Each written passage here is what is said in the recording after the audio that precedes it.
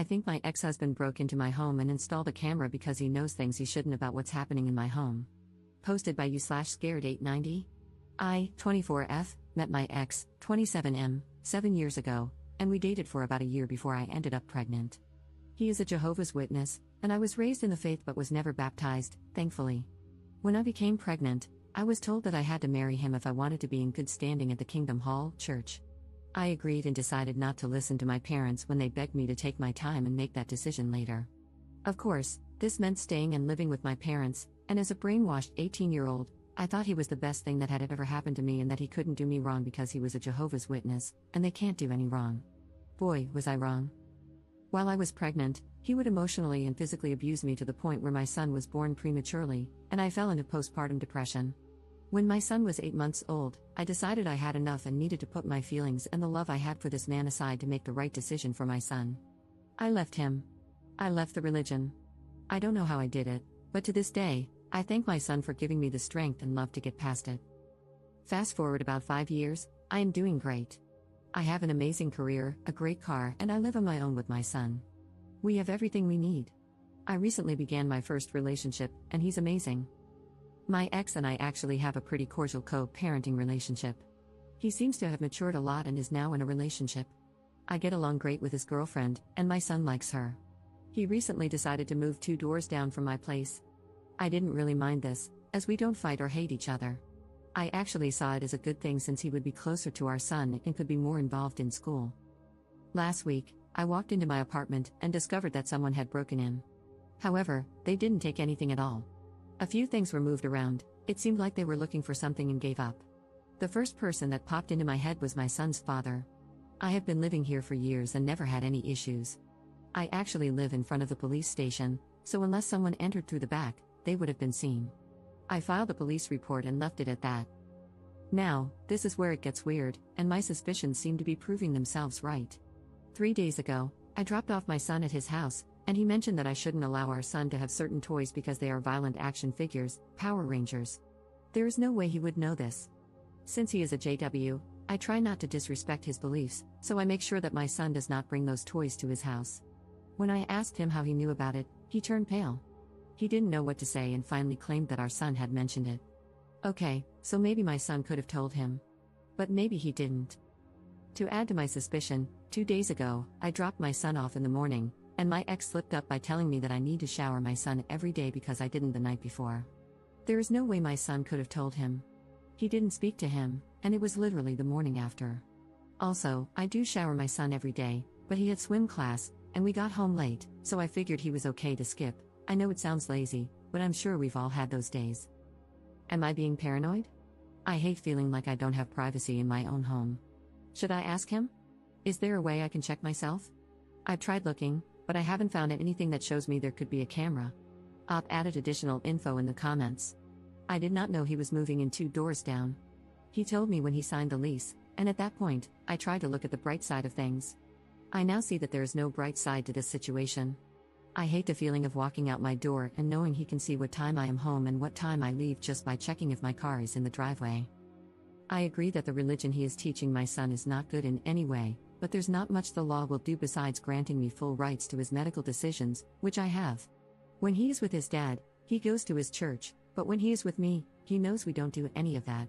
Once my son reaches a certain age, he will be able to make the right decision, and I will always steer him in the right direction, encouraging him to ask questions and do his research first, then come to a conclusion. We have shared custody, but I make the medical decisions. I tried taking full custody, but unfortunately, I lost the case. The abuse is documented. I lifted the restraining order 2 years after we divorced. We used to do pickups and drop-offs at the police station, and after 2 years, I had to take the next step in trusting that the past was just that. I did not want my son asking me why he gets dropped off in a police station parking lot. I did see a therapist, mostly for the way the religion had a hold on me. I was also suffering from postpartum depression, so a whole lot of things were discussed. I don't think I was ever able to fully recover. It was so bad that my mind physiologically blocked my memories of those years, which is something my therapist warned me about. Although it's good that I don't recall certain things, it also makes me vulnerable, just like it did in this situation. Certain things definitely trigger it, like specific songs or going back to that town. I should also mention that my son's father was diagnosed with bipolar disorder. I would not be shocked if there is a camera in my apartment. I am gathering all the advice from this thread and will have to tactfully make a plan to search for it without making it obvious. Commenter. I'm a former JW2. Do you think it's possible that he's trying to figure out if you're sleeping with your boyfriend, so that your ex would then be biblically free to remarry? Ops response. We are already divorced. The elders told him not to sign it because that would mean he can't remarry. I took it to court, and after showing all my police reports and pictures of abuse, they granted the divorce. I do see your point. On his end, he is not free to remarry. This could be why he is doing this. However, he is out of luck because I do not have my boyfriend stay over. I always go to his place when my child is with his father, especially now that he lives so close. It's weird. Update 1 month later. I have been lurking in the sub for the past week, and I am so happy I found this. I really wish I had known about this years ago when I left the congregation. It would have made the pain less and the loneliness not as bad. When I left the organization, I had no friends and no encouragement, and I almost convinced myself multiple times to go back, but I was able to get through it. I wanted to share my story with you, but first, I'll give a little background on my past. I pretty much grew up as a witness and never got baptized. I met my son's father when I was about 18, and I ended up pregnant a couple of months after that. The elders pretty much forced marriage on me. As soon as we moved in together, he was abusive. It was horrible. He would physically abuse me, knowing I was pregnant with his son. It got so bad that I would literally urinate on myself because of how scared I was of him. The last time he laid his hands on me was when I was 6.5 months pregnant. I remember he barged into the bathroom since he knew I was calling the cops, and when he opened the door, he hit my belly, and I went straight into the tub. They had to perform an emergency C-section. While I was under anesthesia, he even signed a paper stating that I would refuse a blood transfusion, and since he was my husband, it was his decision to make. Thankfully, I had great doctors, and my son and I were healthy and made it through. I remember the elders coming to visit me while I was still in the hospital. I remember them telling me that I needed to work harder at putting Jehovah first in our marriage because, without him, our marriage would fail. A few months later, I left him and left the organization. I went to therapy for my postpartum depression, and I was able to psychologically block those memories, although sometimes certain things trigger them, and it all comes back. It's insane how the mind works. I have a great relationship with my parents. They never shunned me, and they always looked after my son and me. I know they are brainwashed, but I know deep down my father realizes I made the right decision. After all this mess, I think he's starting to open his eyes a little. The link below is my first post, and below that, I copied and pasted my update. I don't know why they locked my post. I was at work, and when I checked, it was automatically locked. I did receive some good advice on there, but it's different when it comes from people who know what you grew up in and understand just how much mind control plays a big role in everything when it comes to JW. I would also like some advice on how to handle these elders. They keep calling my parents and begging them to reason with me. I assume this is going to reflect poorly on them, and we all know how much they hate that. Also, please keep in mind that my parents, although witnesses, have my best interests at heart. My father sat me down and told me that no matter what, he will stand by my decision and fully support me in going through with these charges. I just wish they didn't have to deal with all this harassment. Update. First and foremost, thank you for all your suggestions and messages regarding the steps I should take. So much has happened over the past 7 days, I will try to explain without making this too long. I'll start with last week, Wednesday. After reading all the comments, I decided to purchase a spy finder from Amazon. I figured it would put my mind at ease and finally allow me to feel comfortable in my own home. I paid for 2-day delivery and planned out how I would use it without being obvious. Since I knew the only way to do this was with my son's father in front of me, I decided to tell him I needed to discuss a new schedule I wanted to follow. Friday, we decided to meet up for ice cream with our son. I gave my boyfriend a spare key so he could go inside and see if the spy detector worked. Our meeting lasted about 40 minutes until I finally got the okay from my boyfriend, and I wrapped up the conversation. When I got into my car, I called my boyfriend, and he told me I needed to drop my son off at my mom's and head over to my place. I did exactly as he said. When I arrived at my place, I parked, and my boyfriend came inside my car and broke the news to me. He told me that the detector had detected something, but it was not clear. It kept showing red in my son's room around the doorknob, but it also showed red on one side of a wall that didn't have anything hanging near it. At this point, I didn't know what to do or say. Maybe it was just a malfunction, or maybe there was something there. I decided I needed to call the cops. I wasn't sure if it was the right call, but since the signal was showing in my son's room, that was enough for me to make the call, even if I sounded silly to the cops. Once the cops showed up, I explained the situation to one of them. He usually works the morning shift surveillance at my son's school, so I see him every morning. He was very understanding and told me he was calling in a tech who had the necessary equipment, as not all cops carry it. At this point, I still didn't tell the cops that I suspected my son's father. I figured I would mention it once it was confirmed. 10 minutes later, my son's dad walked up my driveway and asked if I was okay. I said yes, and that's when the cop approached. I think he saw how uncomfortable I was, and told him that only residents were allowed to be there. He told the cop that he was my son's father, and the cop started asking if he was from the area. As soon as he mentioned that he had recently moved 2 houses down, the cop asked him to leave since he was not a resident. Once he was off the property, the cop started asking me more questions about my son's father, and that's when I went into full detail. After our conversation, he told me there was a high chance that my ex could have placed a camera in my son's room. Once the tech arrived, he scanned the room, and we were told to wait outside. About 30 minutes later, he asked me to come in while my boyfriend stayed behind. He proceeded to tell me that there was indeed a camera in my son's room. They found a tiny camera hidden inside the doorknob. If you're not familiar, my doorknob's locked from the inside, but on the opposite side, there's a small hole where you usually need a flathead screwdriver or a similar key to unlock it. He explained that whoever installed the camera replaced the original doorknobs with 2 identical ones, meaning the door no longer had a lock. I never realized this. It was such a small detail that I had completely overlooked. I never locked my son's room, so it wasn't something I would have noticed. I broke down. I didn't know what to say or think. The tech told me the camera was linked through Bluetooth/Wi-Fi. Unfortunately, the signal was cut off, but he was working on getting some codes to determine where it had been transmitting from. Once they confirmed it, I was given an address, and of course, it traced back to my ex's home. Not the exact address, but rather coordination points. I have no idea what they refer to. They just told me it's a system they use to track signals. I was in complete shock. Part of me thought he would never do this. He would never violate my privacy and our son's privacy like this. I thought we were past this stage. After they broke the news, they told me I could press charges if I wanted to. If I decided to proceed, they would have to process a warrant for his arrest. It was the hardest decision I had to make, but I told them yes. They explained that the best thing for me to do was to stay at a relative's or friend's house until the situation was resolved, as it could be dangerous for me to remain so close to him. I didn't understand why they couldn't take him in then and there, but I agreed and packed a bag. I decided to stay at my parents' house. It was close to my job, and it was a place where my son felt comfortable. I did not hear from my ex at all on Saturday.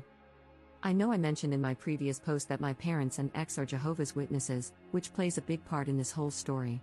Sunday night, my parents had plans, and I stayed behind with my son. I heard a knock on the door. I looked, and to my surprise, it was 2 elders. I guess you can call them pastors for those not familiar with the term. These were the same men who told me not to call the cops when my ex would get physical.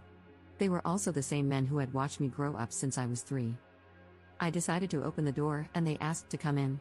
Since my brother was in the other room, I felt a little more at ease speaking with them. As soon as they started taking the Bible out, I told them I did not feel comfortable with that and that if they had anything to say, it should be through a conversation and not through the Bible. They agreed and started explaining the consequences my ex is facing in the Kingdom Hall for what he has done. They also told me that my ex was taken down to the station Sunday morning but that he had confessed everything to them on Saturday. To make it short, they begged me to drop the charges and kept telling me to think about my son, to consider how he would feel knowing his dad is facing these charges. They kept saying over and over that Jehovah does not condemn his behavior and that sometimes the organization can work things out internally. I told them I would not drop the charges. What he did was violate my privacy, and while I was happy they would work it out within their religion, I would handle my end through the law. They proceeded to tell me that they have lawyers who can back up my ex and that if this is the route I choose, I should make sure I am covered as well. They also said the reason he put a camera in my son's room was because he wants custody, arguing that it's not fair for him to miss out on eternal life and that my ex could save my son. Crazy, yes, I know. I don't know what he was trying to find by putting a camera in my son's room, because I have absolutely nothing to hide, and my son is very well taken care of. I asked them to leave, and they did. When I told my dad what happened and what they had said to me, he called one of the elders and pretty much went off on him. I hope it doesn't ruin his reputation since I know this religion means the world to him, but at the same time, I also hope this might open his eyes. This is all such a nightmare for me. I don't know what to do. Deep down, I do not want to press charges because he is my son's father. I don't want this to ruin his record or for my son to grow up and find out I placed his dad in jail over this. I also know what it's like to be brainwashed and under mind control. On the other hand, I feel like he needs to learn his lesson. He needs to understand that you can't simply violate someone's privacy because of your religion. I'm not sure what will happen yet. Last I heard, he was out on bail and has a court date, which I will need to attend as well. At that time, I can decide whether to drop the charges if I want to. I also received a court date from family court, as he is seeking full custody. He filed about a month ago, so this is something he has been planning. I'm hoping this whole situation will work to my benefit, which is another reason why I shouldn't drop the charges. It could help me in family court. For now, that's all that has happened. I don't know what steps to take from here, and I'm just taking it day by day. I have found a new place, and after talking to my landlord, he is letting me break the lease. I hate that I have to move. I love my apartment, and now I'll be moving to a much smaller place for more money. I wish I didn't have to move, but there isn't much else I can do. Commenter. Do not drop any charges. My reasoning, besides all the religious BS, your ex is not rational and is already physically abusive. This is a bad combination. In my experience, he will never get better without therapy or medication, and most likely, issues will arise where he won't follow through with treatment even if he starts. What are the charges against your ex? Has the DA's office stopped any further investigation? Have you had an opportunity to speak with the investigators on your case? Have they hinted at any other concerns about him? Law enforcement can be very effective in uncovering things through intimidation. However, they will not want to be jerked around and expend effort if they sense you won't follow through. They may intimidate you a little to test your resolve. Hold fast to your decision. All the data he was gathering about you to possibly further his custody case has been made null and void and is inadmissible because it was obtained through a criminal act. It will not be allowed to be presented. His illegal actions will also be used against him. All of that goes away if you don't press charges. If you have not contacted a local agency concerning spousal abuse, regardless of your marital status, they will help you or direct you to assistance. They have experience in this and will guide you to the best course of action while also providing support. Regarding the elders who visited, regardless of what we think about the organization, that was in protocol. If you want that nonsense to stop immediately, contact or have someone contact a sharp elder from another congregation, etc., if that's what you want. These things that are happening to you are not unique to the organization. They happen everywhere, frequently. Because of that, there are many resources available. Please make use of them. I hope you remain safe and that everything works out for the best. Ops response. I actually went to the court today to file a restraining order, and they gave me a temporary one until the court date, where the judge will decide whether to make it permanent. I also went to the station to ask for more information about what was going on.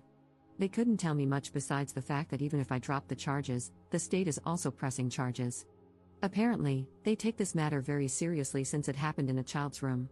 They told me that someone would be in contact with me, but I should get a lawyer, as it's not recommended to handle this alone due to the many complexities I might not understand or that may require professional advice. I asked them what they did with the evidence, and they told me they have it and cannot release it to anyone since it is now in municipal custody. I am looking into lawyers and have scheduled a few consultations for tomorrow. My court date for custody is at the end of November, so I am hoping the other court date for the camera issue is scheduled before that, so I can have more evidence to prove that he is not suitable for custody. However, I feel that just having those charges pending and him being out on bail should be enough for the judge to grant me full custody, which I am now seeking. We currently have shared custody, but after this, I want full custody. Commenter. This sounds like really strange behavior from the elders, almost like they have a vested interest in having the charges dropped. Now why might that be? If your ex is going for full custody, he would have sought the assistance of the elders.